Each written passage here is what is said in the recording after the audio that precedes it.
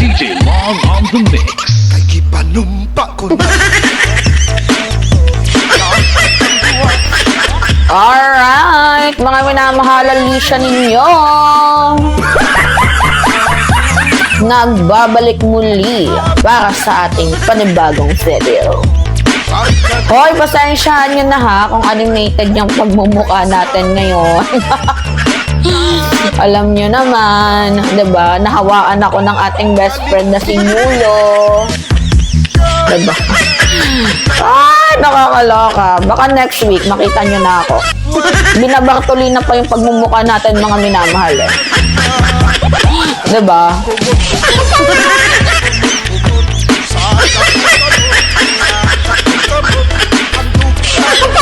Pero habang binabartuli na pa yung pagmumukha natin, enjoyin nyo muna yung mga anime. Diba na nakikita nyo dyan? Alright. So, tama na yung sayaw-sayaw. Kasi, yung animated natin dyan, pagod na eh. Sa kaka-express kung ano ba yung expression ko. Alright. So, pag-usapan natin to mga minamahal. Ito nga pong sinabi. Hindi ko nga alam kung attorney pa ba to eh, or kung mahal niya pa ba itong ating bayan eh. Sabi niya ba naman, ngayon lang daw siya nakakita ng Coast Guard Commodore na sumasagot pa ba lang sa senador. Pag ako sagutin mo ng ganyan, buyayawon taka, balay walay batasan, bastos. You know what, mga minamahal? Formal naman ang sinabi ni Commodore J. Tariela, and there's nothing wrong with that.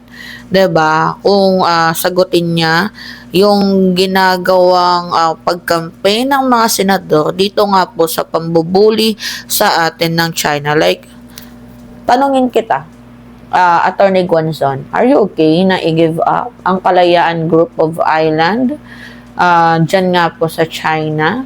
Alam nyo, ngayon lang ako nakakita ng kakamping ha, to be honest. Kakamping na utak DDS. Or baka nagpapanggap lang tong kakamping before. Or baka nga naman Trojan horse to. Ikaw yung reason, Attorney Guanzon, 'di ba? Kung bakit bumagsak ang pangalan ni Leni Robredo. Ito sabihin ko sa inyo, si Rowena Guanzon ay siya parang tagapagsalita ng mga PWD. Pero kung makikita ninyo, si Rowena Guanzon, minamak niya ang mga hiwit magsalita. Like, di ba, yung bunganga niya gumaganon. Di ba, kasi kakasabi niya ng bangag daw si PBBM, ginagaya niya. How about the others na nakaranas ng stroke? Di ba? Kaya humiwit yung kanilang pagsasalita. 'Di ba? So minamak ni Rowena Guanzon ang PWD, tapos siya po ay tagapagsalita ng PWD. Ano 'yon? Now, dito naman tayo sa case niya na pabalang daw, bastos daw ang pagsagot ni Commodore J. Tariela dito nga po sa mga senador. Ano yung gusto mong isagot niya? Ay, kahanga-hanga naman po yung sinabi ninyo na i-give up na lang yung Kalayaan Group of Island. Ay, kahanga-hanga naman yung sinabi ninyo na wala pala sa mapa ang West Philippine Sea. Ay, kahanga-hanga pala yung sinabi ninyo na hindi pala parte ng Exclusive Economic Zone ng Kalayaan Group of Island. Ano yung gusto mo? Batiin. Oo. Ni Commodore J. Tariela, itong ginagawa ng mga pabalang na senador. Ano pa yung silbi niya? Kung bakit siya naging spokesperson ng West Philippine Sea? Ano pa yung silbi niya sa pagiging komodoro niya ng bansang Pilipinas? Ano pa yung silbi niya kung lagi-lagi siyang namamalaot?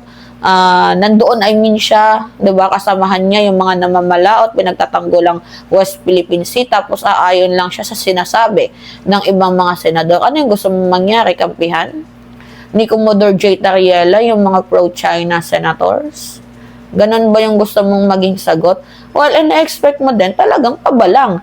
Diba? At saka hindi naman pabalang yung the way na, sige nga, kung talagang hindi ka taksil sa bayan, samahan mo kami sa Kalayaan Group of Island. Diba?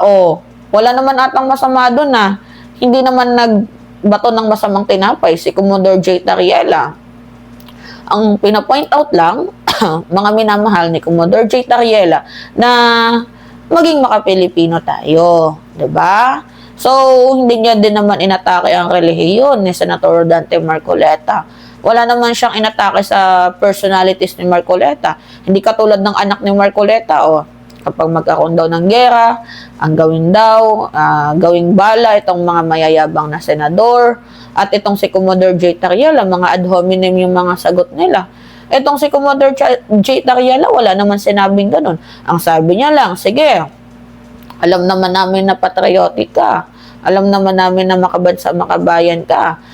Bakit hindi ka na lang sumama? 'Di ba? Dito nga po sa paglayag namin sa Kalayaan Group of Island para nang makita mo yung mga tao doon, yung municipality nila, kung ano yung meron sa kanila doon. 'Di ba? Wala naman atang masama doon. Nadiyayaya niya itong si Senator Marcoleta para naman masilayan niya yung kagandahan ng Kalayaan Group of Island na gusto niyang ipamigay doon nga po sa China. 'Di ba? So ano ba yung expect mo Attorney Guanzon na sagot ni Commodore J. Tariela papuri laban sa ginagawang pagkampe ng ilang mga senador dito sa China? Malamang ay syempre makabayan naman itong si Commodore J. Tariela. Alangan naman puriin niya na ba't tayo makikipagpatayan sa isang island na hindi naman sakop ng exclusive economic zone. Yun yung ini-insist ni Marcoleta. Alangan naman ang isagot niya dyan, wow, nakakabigani. Alangan naman puriin niya pa. Parang minamak niya na nga ang sarili nating mga kababayan, ang mga mamamayang Pilipino, lalo na yung mga nakatira doon. 'Di ba? Miyembro siya ng Commission on Appointment, yan yung itatanong niya sa mga mapopromote na mga tawag dito, mga sundalo. Tama ba yun? Ano yung ina-expect mong sagot? Purihin ni Marcoleta. Ni Commodore J. Tariela. Yung sinabi ng butihing senador na si Senator Dante Marcoleta. Ganun ba? Diyos ko naman, mga minamahal. Medyo malakas talaga ang tama ni Rowena Guanzon. At sinusukan na nga siya ng ibang mga kakamping Hindi nga natin alam, baka nagpapanggap lang tong kakamping. 'Di ba? Dahil nga medyo naglalakas-lakasan siya sa mga Duterte, baka pag nanalo si Sara, gusto niyang ma-appoint, 'di ba? Matik na, mga minamahal. Alam na natin, may hidden agenda. Itong si Rowena Guanzon. At hindi ata tama yung bansag sa kanya na attorney. Dahil meron bang attorney na parang wala sa tamang pag-iisip?